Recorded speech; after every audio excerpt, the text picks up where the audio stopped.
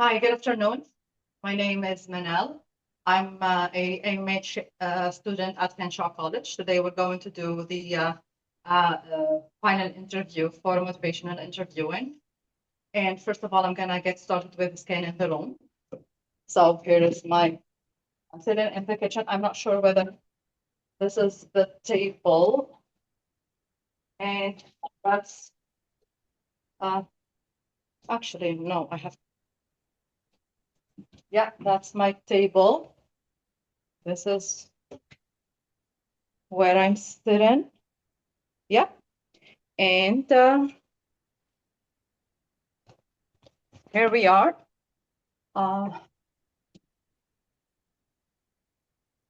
so, um, so today I'm supposed to have this conversation with you and go through the things that made you come here. Before we get started, um, I would like to ask you for your name. My name is Terry and Hi, Jerry. I go by she her. Okay. So as I said, my name is Manel. I'm going to go through items before we get started on this. I need to go through, you know, letting you know that I everything we say here is confidential, and I'm not going to share anything from our discussion without your permission. I also need you to know that there is limits of this confidentiality. So if I become during our conversation, if I become aware uh, there is harm to self or harming to others, or there is neglect to a child, then I will have a duty to report this and share and seek for other supports. Or if these notes are going to be subpoenaed to court, then I will have a duty to share them. So I would like to ask you, Terry, what brought you here today? Well, I'm here today because my doctor sent me here today because the last time I was at my doctor's, I guess my blood pressure is high. So I don't know, he thinks that I need to quit smoking. Okay, I see. So you have a smoking, like you are a smoker, and after your last visit with the doctor, he suggested that you've been smoking too much, and then you need to see a doctor. I mean, a counselor. So, how do you think?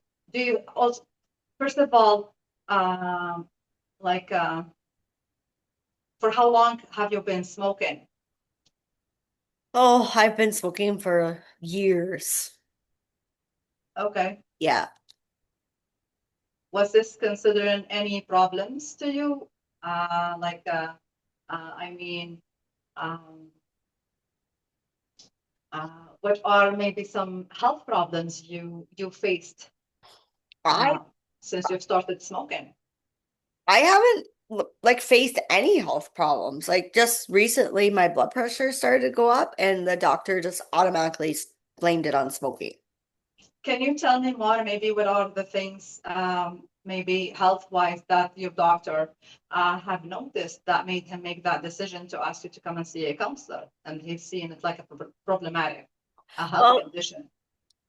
he like I went to him because my face has been like going red a lot and I've been getting Okay, like some swelling in my legs. So when I went to him the last two times, each time my blood pressure has been up. So okay. he suggested that I come talk to you because I I don't see it being a problem that I smoke. I think he should just like give me medication to fix the blood pressure. Okay. Okay, I see. Thank you for sharing this. This is really important. So I appreciate you sharing this.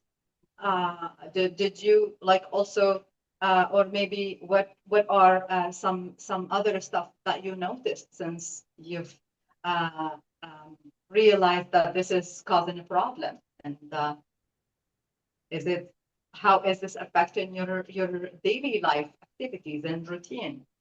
No, I don't think it affects my daily life and routine. Like I have a stressful job and stuff, and I think that like smoking is like my way to cope. because I don't take like any medication or any of that. Okay, I see. So you're saying that this is a way to cope, and your job is stressful. I really think that this is something that will need some attention, and really takes courage to reflect on how your work is caused, like what your work is causing you, and trying to find some coping. Mhm. I really appreciate this is a huge part of your like condition. So if you so from what you're saying here is that for some medical reasons, your doctor suggested you see a counselor and talk about this problem, the smoking. So what would be something that you think uh, uh, like would make you want to change this habit? Probably how much like the cigarettes, like you already said, 2 to 5 to 6 cigarettes. So yeah, I what think would that be I think that's like why the doctor sent me. So I can like okay? recognize like why I need to change, right? Okay, Because coming here today, I don't see why I need to change. Like okay. What do you think could be something that would make you? So you said the doctor made you, mhm. right? Are you what is something you would like to, or you can do to make the change happen? I don't really know what I could do. Like I guess I could find like a hobby Okay. or Okay, you're saying that maybe finding another hobby could take the smoking away and maybe we could replace it. yeah. Okay. And if this is what to happen, what would be like a reason for you to continue with this new habit?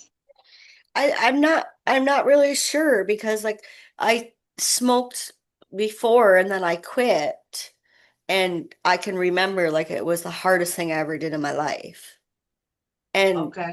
I always said to myself like if I started again, I wouldn't quit again.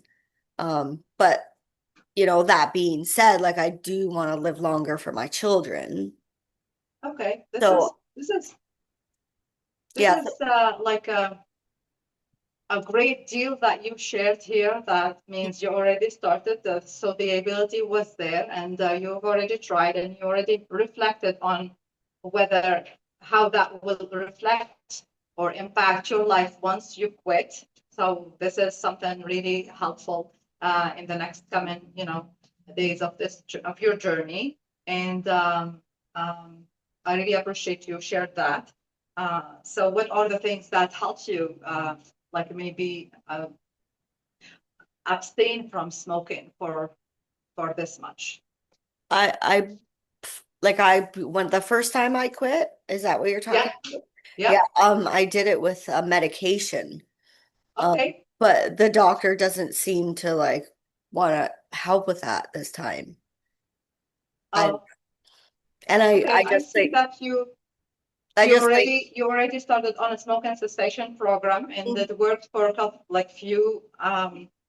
It worked for a bit for a while, yeah. and uh, you like I see that you're ready to make some changes, and I see your ability to do that by uh, making this first step to come in and talking about this and Hmm. trying to find alternatives. So I already see the ability and the desire to do the change. How committed you are for making this change happen to your life? What would be something that will encourage you to do it? I think just having like someone there to like support like through the bad times and stuff would help me to get through that stuff. Um, Okay. because like because of my kids, of course, like I would love to quit and be around for many years, but I also look at like my family history. They all smoked and they all lived till Okay. they're very old, right? Yeah. I Okay. don't know. I'm still quite like on the fence. Yeah. I see there is maybe a war between like inside of your Hmm. brain between, wanting to quit and how that will positively impact your life and and on the other side, your family and probably your community, they all smoke, but you feel like you are ready for the change and you are already making the first steps. And this is a great deal again.